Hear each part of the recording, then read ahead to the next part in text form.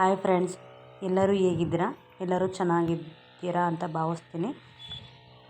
Friends, ನಾವಿವತ್ತು ಶುಕ್ರವಾರ ಎಲ್ಲ ಸ್ಕೂಲ್ಗೆ ಮತ್ತು ಆಫೀಸ್ಗೆ ರಜಾ ಅಂತ ಗೊತ್ತಾಯಿತು. ನಾವು ಹೇಗೆ ದಿನ ಕಳಿಬೇಕು ಅಂತ ನಮಗೆ ಯೋಚನೆ ಮಾಡೋ ಪ್ರಮೇಯನೇ ಬರೋಲ್ಲ. ಯಾಕಂದರೆ ನಾವು ರೈತರು. ಮೊದಲು ನಾವು ಯೋಚನೆ ಮಾಡೋದು ಜಮೀನು ಕೆಲಸ. ನಮ್ಗೆ ಇವತ್ತು ಆ ಕೆಲಸ ಇದೆ, ಈ ಕೆಲಸ ಇದೆ ಅಂತ ನಾವು ಜಮೀನಿಗೆ ಹೋಗ್ತೀವಿ. ಸೊ ಹಂಗೆ ಕೂಡ ನಮಗೂ ಸ್ವಲ್ಪ ಕೆಲಸ ಇತ್ತು. ನಾವು ಕೂಡ ಅವರೇ ಗಿಡ ಹಾಕಿದ್ವಿ ಸ್ವಲ್ಪ ಮನೆಗೆ ಅಂತ. ಅದಕ್ಕೆ ಔಷಧಿನೇ ಸ್ಪ್ರೇ ಮಾಡಿರಲಿಲ್ಲ. ಹುಳ ಮತ್ತು ಹುಳ ಜಾಸ್ತಿ ಆಗಿತ್ತು. ಹಾಗೆ ಹೂವೆಲ್ಲ ಉದುರೋಗ್ತಾಯಿತ್ತು ಮೋಡ ಆಗಿರೋದ್ರಿಂದ. ಹಾಗೆ ನಮ್ಮ ಮನೆಯವ್ರು ಕೂಡ ಇವತ್ತು ನಾನು ಔಷಧಿನ ಸ್ಪ್ರೇ ಮಾಡಿಕೊಡ್ತೀನಿ, ನನಗೆ ರಜಾ ಇದೆ ಅಂತ ಹೇಳಿದರು. ಹಾಗೆ ಇವತ್ತು ನಮ್ಮನ್ನು ಕರ್ಕೊಂಡು ಬಂದರು. ನನ್ನ ಮಗನಿಗೂ ಕೂಡ ರಜಾ ಇತ್ತು. ಸೊ ಹಂಗಾಗಿ ಅವನನ್ನು ಕೂಡ ಕರ್ಕೊಂಡು ತೋಟಕ್ಕೆ ಬಂದ್ವಿ. ನೋಡ್ತಾ ಇದ್ದಾರಲ್ಲ ಗೈಸ್, ನಮ್ಮ ಮನೆಯವರು ಅಲ್ಲಿ ಔಷಧಿನ ಸ್ಪ್ರೇ ಮಾಡ್ತಾ ಇದ್ದಾರೆ.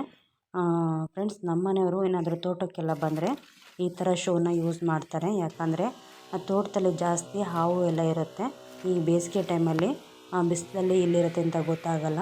ಸೊ ಹಂಗಾಗಿ ನಮ್ಮ ಮನೆಯವರು ಜಾಸ್ತಿ ಆ ಥರ ಶೂನ ಬಳಸ್ತಾರೆ. ನನ್ನ ಮಗ ಆಟ ಆಡ್ತಿದ್ದಾನೆ. ಅವನಿಗೆ ಏನಾದರೂ ಹೊರಗಡೆ ಕರ್ಕೊಬಂದರೆ ಡಿಸ್ಟರ್ಬ್ ಮಾಡಬಾರ್ದು. ಅವನಿಗೆ ಆಟ ಆಡೋಕ್ಕೆ ಫ್ರೀಯಾಗಿ ಬಿಟ್ಬಿಡಬೇಕು. ಹಂಗೆ ನಾವು ಕೂಡ ಬಿಟ್ಟಿದ್ದೀವಿ. ಅವನಿಗೆ ಯಾವ ಥರ ಬೇಕೋ ಆಟ ಆ ಥರ ಆಡ್ಕೊಂಡು ಇರ್ತಾರೆ. ಯಾವುದೇ ರೀತಿ ತೊಂದರೆ ಕೊಡೋಲ್ಲ ನಮಗೆ. ಫ್ರೆಂಡ್ಸ್, ನಾವು ಅಡಿಕೆ ಗಿಡ ಈ ಥರ ಗರಿಕೆ ಆಗಿರೋದ್ರಿಂದ ಈ ಥರ ಚೀಲ ಹಾಕಿದ್ದೀವಿ. ನಮ್ಮ ಮನೆಯವ್ರಿಗೆ ಯಾವ್ಯಾವ ಥರದ್ದು ಕ್ರಮ ಅನುಸರಿಸ್ಬೇಕು ಆ ಥರದ್ದೆಲ್ಲ ಓನ್ ಟೆಕ್ನಾಲಜಿನ ಯೂಸ್ ಮಾಡ್ಕೊಂಡು ಮಾಡ್ತಿರ್ತಾರೆ ಅವಾಗವಾಗ. ನಮ್ಮ ಅಡಿಕೆ ಗಿಡನೂ ಚಿಕ್ಕದು. ಸೊ ತುಂಬ ಹೆವಿ ಗರಿಕೆ ಆಗಿದೆ. ಅದನ್ನ ಕಂಟ್ರೋಲ್ ಮಾಡೋಕ್ಕೆ ಸಾಧ್ಯನೇ ಆಗ್ತಾಯಿಲ್ಲ. ಆದರೂ ಅವ್ರಿಗೆ ಗೊತ್ತಿರೋ ಮಟ್ಟಿಗೆ ಕೆಲವೊಂದು ಕ್ರಮಗಳನ್ನ ಅನುಸರಿಸ್ತಿರ್ತಾರೆ.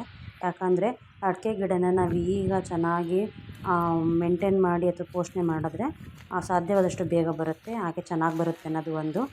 ಫ್ರೆಂಡ್ಸ್, ನಾನು ತೊಗರಿ ಗಿಡ ಹಾಕಿದ್ದೆ. ಈ ತೊಗರಿಕಾಯಿ ಎಲ್ಲ ನವಿಲು ಅಳಿಲೆ ತಿಂದು ಮುಗಿಸ್ಬಿಟ್ಟಿತ್ತು. ನನ್ನ ಮನೆಗೆ ಒಂದು ದಿವಸ ತೊಗೊಂಡು ಹೋಗಲೇ ಇಲ್ಲ. ಫ್ರೆಂಡ್ಸ್, ಯಾರಿಗೆಲ್ಲ ಈ ವಿಡಿಯೋ ಇಷ್ಟ ಆಯಿತು ಲೈಕ್ ಮಾಡಿ, ಶೇರ್ ಮಾಡಿ, ಕಮೆಂಟ್ ಮಾಡಿ, ಹಾಗೆ ಸಬ್ಸ್ಕ್ರೈಬ್ ಆಗೋದು ಮರಿಬೇಡಿ.